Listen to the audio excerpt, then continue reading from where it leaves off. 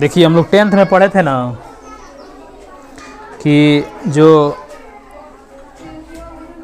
विद्युत धारा होता है ना, जब किसी तार से हो करके बहता है, किससे होकर बहता है? जब किसी तार से हो करके बहता है, कौन बहता है? विद्युत धारा, है ना। तो जो विद्युत धारा यानी इलेक्ट्रिसिटी है, कौन है? इलेक्ट्रिसिटी। विद्युत धारा यानी इलेक्ट्रिसिटी, ठीक है। देखिए जब इलेक्ट्रिसिटी किसी कंडक्टर या किसी तार से होकर के फ्लो होता है, जैसे मान लीजिए कि ये तार है, क्या ये तार? तार को अंग्रेजी में क्या कहते हैं? वायर कहते हैं। यदि इसमें यदि आई विद्युत धारा फ्लो हो रहा है, कौन? आई। आई क्या है? इलेक्ट्रिक करंट है। क्या ये? इलेक्ट्रिक करंट है समझ में, यानी विद्युत धारा है, विद्युत धारा है। अब देखिए क्या होता है, तो इसके दो प्रभाव देखे गए थे, दो प्रभाव देखे गए थे। एक प्रभाव था जिसका नाम था ऊष्मीय प्रभाव। क्या नाम था जी? ऊष्मीय प्रभाव। और एक प्रभाव था जिसका नाम था चुंबकीय प्रभाव। दो प्रभाव जो है देखा गया था। ये क्लास 10th में आपने इतना पढ़ा था कि प्रभाव यानी ऊष्मीय प्रभाव और चुंबकीय प्रभाव। ऊष्मीय प्रभाव के आधार पर जैसे जैसे बल्ब काम करता है, हीटर काम करता है, ऐसा समझ में, बल्ब, हीटर, फ्यूज वायर, ऐसा समझ में, ये काम करते हैं। लेकिन चुंबकीय प्रभाव के आधार पर जैसा कि आपने देखा था, मोटर काम करता है, ऐसा समझ में, जनरेटर काम करता है, ऐसा समझ में। तो ये किसके आधार पर काम करते थे? चुंबकीय प्रभाव के आधार पर, और ये ऊष्मीय प्रभाव के आधार पर। ऊष्मीय प्रभाव कहने का मतलब हुआ कि ऊष्मा का उत्सर्जन, ऊष्मा का उत्सर्जन, ऐसा समझ में। लेकिन चुंबकीय प्रभाव कहने का मतलब चुंबकीय प्रभाव यानी चुंबक के प्रभाव का जो है प्रभाव का दिखना। समझ में आ रहा है? दो प्रभाव जो है जनरेट हुए थे, समझ में आ रहा है। जैसा कि ऊष्मा के उत्सर्जन में जो है एक फॉर्मूला देखा गया था जूल्स लॉ के अनुसार, I² RT, आपको याद होगा।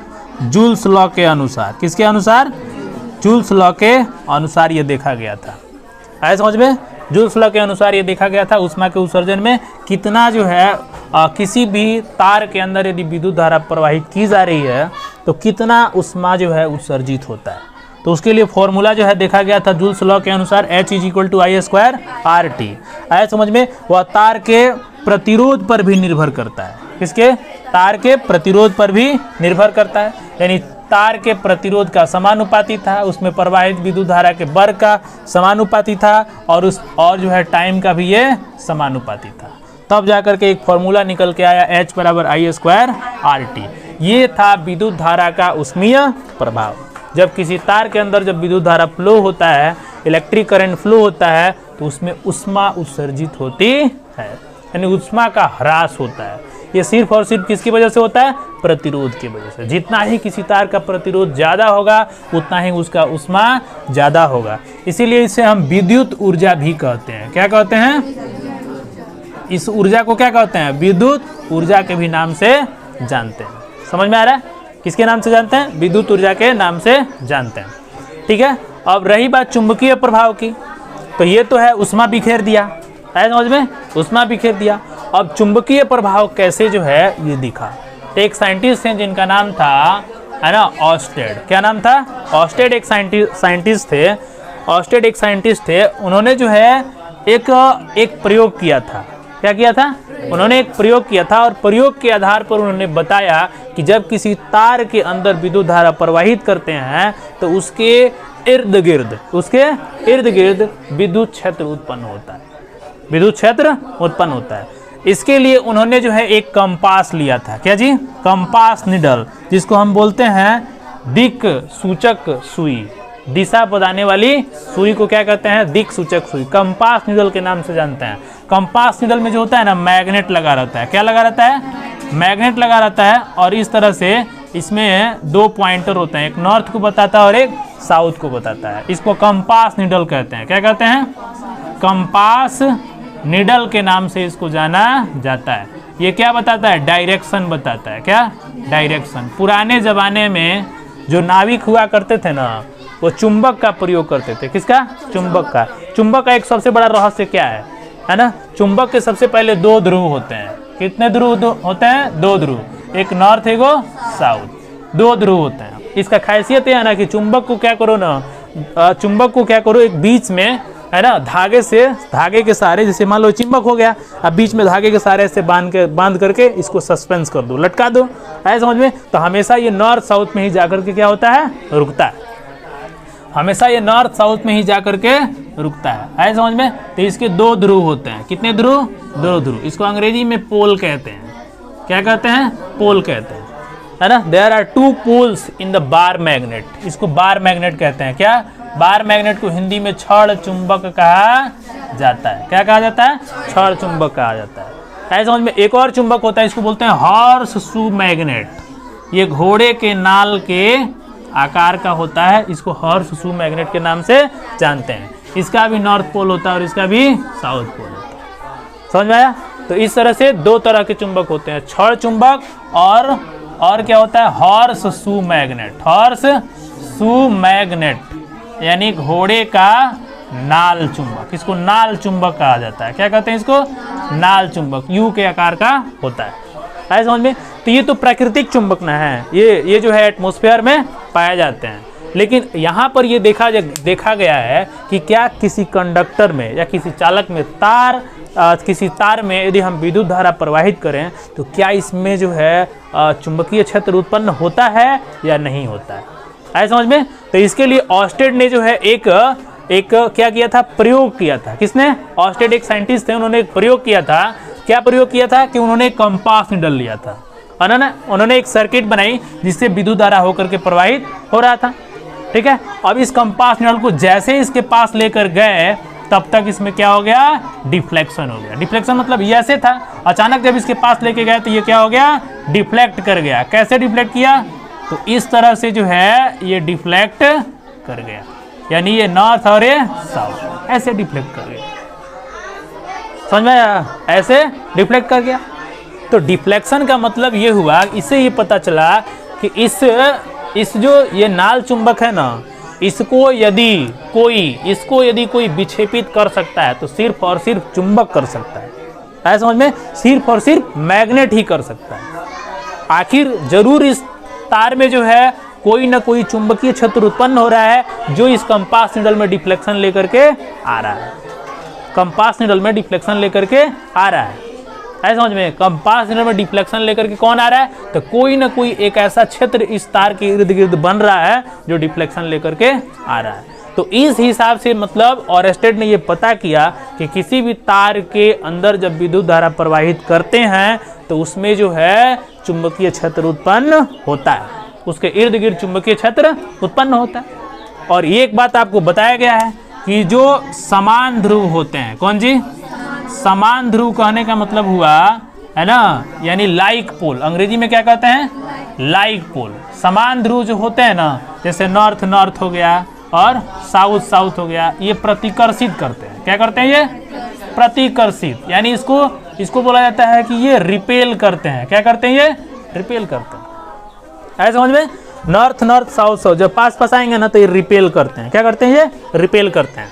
और वही जब जो है हम नॉर्थ को साउथ के साथ लाएं, चाहे साउथ को नॉर्थ के साथ लाएं, तो यहाँ पर होगा अट्रैक्शन। क्या होगा? अट्रैक्शन। अट्रैक्शन कहने का मतलब यहाँ पर होगा आकर्षण। क्या होगा?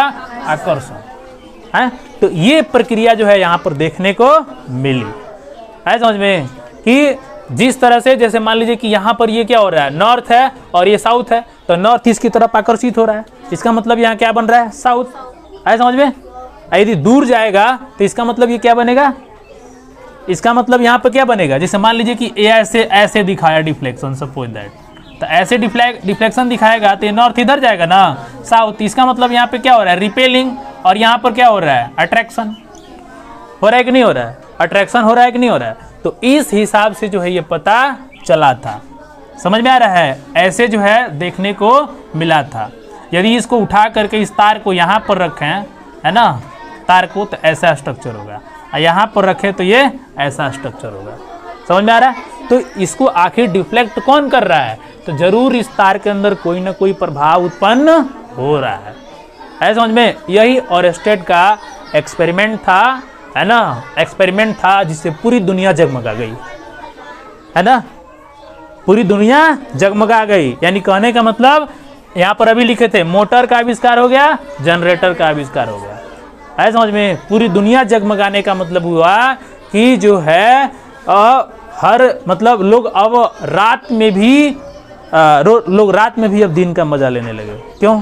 क्योंकि जनरेटर के आ जाने से क्या हुआ, लाइट की सुविधा जो है बढ़ गई, है समझ में? जनरेटर कहने का मतलब मोटर का आविष्कार हुआ, डायनेमो का आविष्कार हुआ, डायनेमो का आविष्कार हुआ तो बिजली बनाना आसान हो गया, है समझ में? बिजली बनाना आसान हो गया। अब उसी डायनेमो को टरबाइन से चलाया गया, उसी डायनेमो को जो है न्यूक्लियर पावर प्लांट में जो है उसको यूज करके जो है बिजली पैदा किया गया। तो चुंबक के आ जाने से बहुत बड़ा बदलाव हुआ, है समझ में? तो इस तरह से जो है ऑरेस्टेड ने एक बहुत बड़ा डिस्कवरी किया था कि किसी तार से जब विद्युत धारा प्रवाहित करते हैं तो उसके इर्द गिर्द क्या उत्पन्न होता है, चुंबक क्षेत्र उत्पन्न होता है समझ में? क्या उत्पन्न होता है? चुंबक क्षेत्र उत्पन्न होता है। और उस चुंबक क्षेत्र को, है ना, उस चुंबकीय क्षेत्र को उन्होंने नाम दिया, है ना, उन्होंने नाम दिया मैग्नेटिक फील्ड। इसको मैग्नेटिक फील्ड अंग्रेजी में कहते हैं, क्या कहते हैं?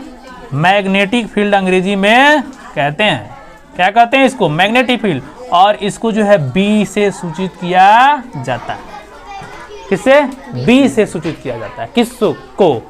मैग्नेटिक फील्ड को किससे सूचित किया जाता है? बी से सूचित किया जाता है समझ में? तो इस तरह से जो है चुंबकीय क्षेत्र का जो है खोज हुआ, है समझ में? अब यहाँ से बात करते हैं, किसी भी तार के अंदर जब विद्युत धारा फ्लो होता है ना, तो विद्युत धारा फ्लो होने का मतलब क्या है? उसमें चार्ज मूव कर रहा है। क्या मूव कर रहा है? चार्ज मूव कर रहा है। जब तक चार्ज मूव नहीं करेगा, तब तक विद्युत धारा भी फ्लो नहीं होगा, है समझ में? अब इसमें देखो चुंबकीय क्षेत्र का एक कहानी है ना, कि चुंबकीय क्षेत्र जैसे मान लो कि किसी तार के अंदर जब चुंबकीय क्षेत्र जब तार के अंदर जब विद्युत धारा प्रवाहित करते हैं तो जो चुंबकीय क्षेत्र उत्पन्न होता है उसका डायरेक्शन कैसा होता है, इसको मैक्सवेल ने बताया था। किसने? मैक्सवेल ने बताया था कि अपने तार को ऐसे पकड़िए दाएं हाथ से, है ना, और ऐसे पकड़िए ताकि आपकी जो है अंगूठा को छोड़ करके जो उंगलियां हैं इसको रैप कर ले और अंगूठा जो है ऊपर के दिशा में हो। तो इस तरह से जब उन्होंने पकड़ा तो उन्होंने बताया, है ना, कि जो अंगूठा की दिशा है यानी अंगुष्ठ की जो दिशा है, इसकी अंगुष्ठ की जो दिशा है वो विद्युत धारा बताएगी। क्या बताएगी? विद्युत धारा की दिशा बताएगी, विद्युत धारा की दिशा बताएगी। और जो आपकी अंगुलियां हैं वो चुंबकीय क्षेत्र की दिशा बताएंगी, ऐसे समझ में? तो अंगुलियां यानी कहने का मतलब ऐसे, ये हो गए अंगुलियां। कौन जी? अंगुलियां, ऐसे समझ में? अंगुलियां, समझ में आ रहा है? यानी कहने का मतलब ये हो गया आपका अंगूठा और ये हो गया क्या? अंगुलियां, समझ में आ रहा है? तो जैसे हम इसको रैप करेंगे ना तो ये होगा चुंबकीय क्षेत्र की दिशा और ये होगा विद्युत धारा की दिशा, आया समझ में? तो इस तरह से ये चीज मैंने क्लियर हुआ कि किस तरह से विद्युत धारा की दिशा, किधर विद्युत धारा की दिशा होगी और किधर चुंबकीय क्षेत्र बनेगा। समझ में आया? चलिए अब इसके आगे देखते हैं हम। ये बताया मैक्सवेल ने। किसने बताया? मैक्सवेल ने। आप गौर से देखिए, आप गौर से देखिए इसको कि जो है ये यूं डायरेक्शन था, देख रहे हैं ना? यही मैक्सवेल ने बताया था जब करंट जो है इस डायरेक्शन में फ्लो हो रहा है ऐसे, ऐसे समझ में? यानी चुंबकीय क्षेत्र का नीचे से ऊपर निकल करके आ रहा है, नीचे से ऊपर निकल के आ रहा है। तो नीचे जब होगा ना तो उसको डॉट से ऐसे दिखाएंगे, जब ऊपर निकलेगा तो ऐसे दिखाएंगे, ऐसे समझ में? इसका मतलब हुआ चुंबकीय क्षेत्र ऊपर जा रहा है, इसका मतलब चुंबकीय क्षेत्र नीचे जा रहा है, ऐसे समझ में? तो इस तरह से हम चुंबकीय क्षेत्र को दिखाते हैं। मैक्सवेल ने इस चीज को बताया था, है ना? विद्युत धारा प्रवाहित हो रहा है, किस तरह से चुंबकीय क्षेत्र जो है इर्द गिर्द बन रहा है। तो ये कौन से सर्कल में है? इसको कहते हैं सेकेंद्रीय वृत्त के रूप में होता है। किस वृत्त के रूप में? हाँ, सेकेंद्रीय वृत्त के रूप में, है ना?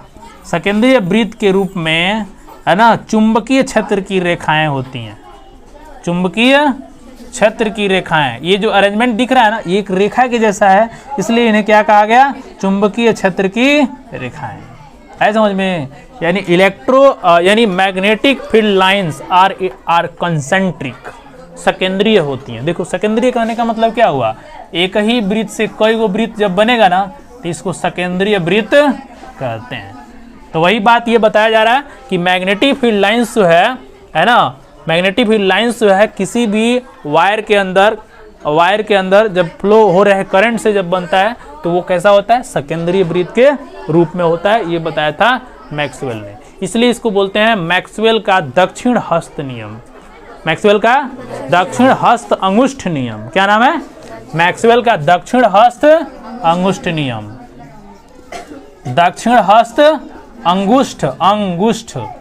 अंगुष्ठ नियम कहते हैं। क्या कहते हैं इसको, मैक्सवेल का दक्षिण हस्त अंगुष्ठ नियम के नाम से जाना जाता है। क्यों? क्योंकि उन्होंने दाहिने हाथ का प्रयोग किया था।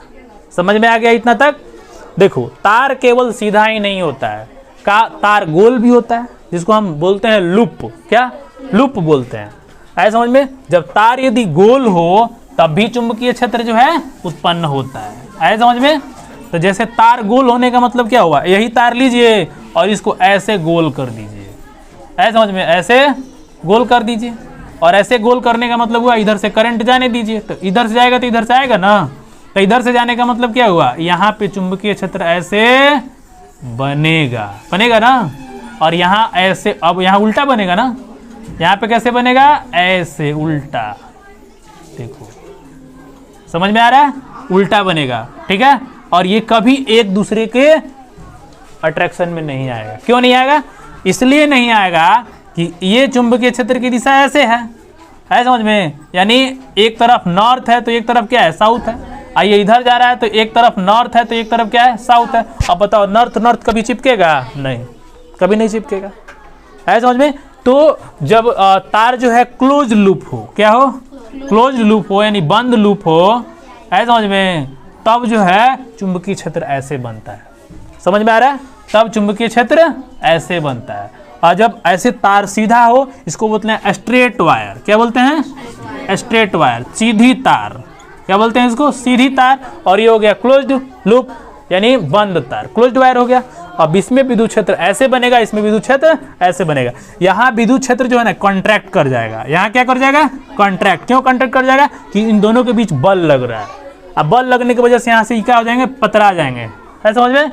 तो इस तरह से जो है चुंबकीय क्षेत्र का निर्माण होता है। ये कभी एक दूसरे को टच में आएंगे ही नहीं। तो देखो दो गो तार होता है, एगो होता है सीधा, एगो तार होता है गोला। तो दोनों तार में यदि हम विद्युत धारा प्रवाहित करें तो चुंबकीय क्षेत्र का निर्माण कैसे होगा, ये बात समझ में आया? चलिए, तो ये हो गया बेसिक जानकारियां। अब इसके आधार पर हम चैप्टर को समझने का प्रयास करेंगे। आए समझ में? अब हम लोग समझेंगे कि लॉरेंज बल क्या होता है। क्या लॉरेंज बल क्या होता है? समझ में आ गया? कौन सा बल? लॉरेंज बल। देखो उसमें स्केच है क्या ऊपर में?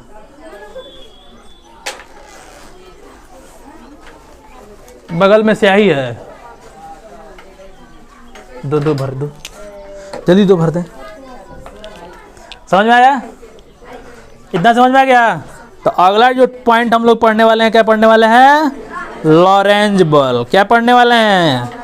लॉरेंज बल। अब एक बात बताइए आपको, आप लोग, कि एक तार में जब विद्युत धारा फ्लो होता है समझ में, तो अभी सब उसी पर से हम लोग बकर बकर किए जा रहे हैं चुंबकीय प्रभाव का।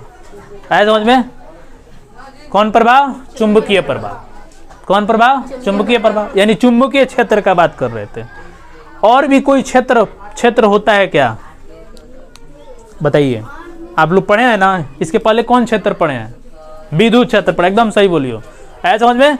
विद्युत क्षेत्र पढ़े हैं। तो अब ये चीज क्लियर हो गया कि अरे सर, ये करंट फ्लो होता है किससे? किससे फ्लो होता है? चार्ज से। किससे जी? चार्ज से। तो चार्ज विद्युत क्षेत्र उत्पन्न करता है, ये करंट फ्लो हो गया तो चुंबकीय क्षेत्र काहे दे रहा है समझ में? तो इसके पहले जो टॉपिक हम लोग पढ़ रहे थे ना, वो स्टैटिक था, है ना? स्थिर विद्युत के बारे में पढ़ रहे थे। किसके बारे में? हाँ, स्थिर विद्युत के बारे में पढ़ रहे थे। अब जो हम लोग पढ़ रहे हैं अस्थिर विद्युत नहीं है।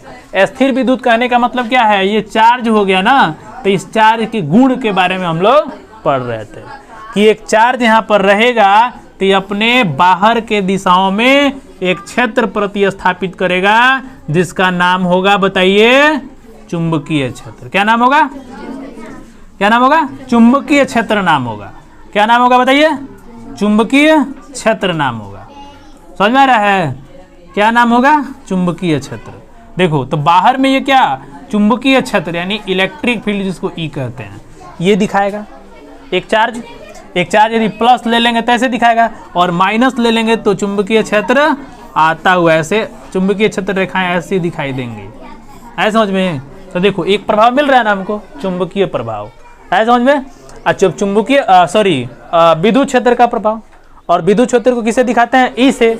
और एक बात इसमें हमने देखा था कि जब दो चार्ज को एक साथ एक नज़दीक में लेकर के आते हैं, ऐसे समझ में, जैसे मान लीजिए कि ये चार्ज है Q, है ना, अब इसके अगल बगल कोई चार्ज लेके आए तो इस पर क्या लगाएगा, एक बल आरोपित करेगा।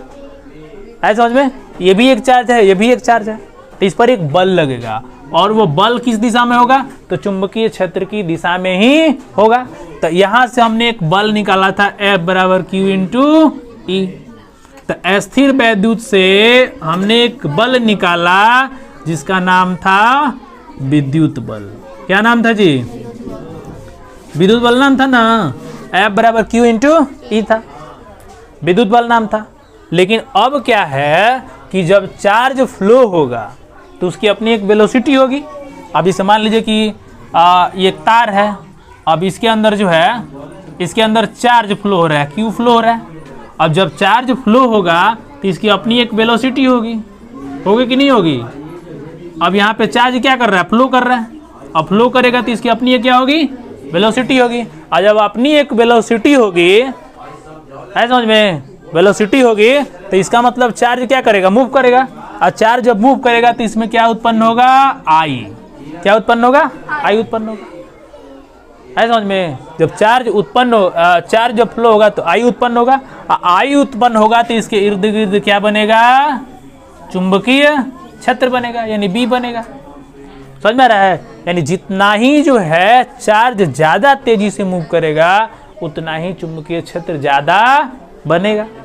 और जब चुंबकीय क्षेत्र ज्यादा बनेगा तो बताओ, जहाँ चुंबक क्षेत्र बनेगा वहाँ चुंबकीय बल भी तो होगा ना, तो वहाँ चुंबकीय बल जो निकलेगा ना, एफ जो निकलेगा उसको बोलते हैं Q। क्या बोलते हैं, Q, V क्रॉस B। क्या बोलते हैं, V क्रॉस B। देखो ऐसे बनेगा, है ना। ऐसा V क्रॉस B मैंने क्यों बताया, इसलिए बताया कि ये जो V क्रॉस B है ना, ये जो V क्रॉस B है, इसका मतलब जो बल होगा ना, इन दोनों के विपरीत दिशा में होगा। कहाँ होगा, विपरीत दिशा में। विपरीत दिशा करने का मतलब इन दोनों के लंबवत होगा, ऊपर दिशा में। जैसे मान लीजिए कि ये क्या है, B है ना, और ये क्या है, B है, तो ये बल कहाँ लगेगा, ऊपर लगेगा। है समझ में। तो देखो क्या मिल रहा है, बल मिल रहा है कि नहीं मिल रहा है। तो एक मिल गया हमको विद्युत बल, और दूसरा क्या मिल गया हमको, चुंबकीय बल।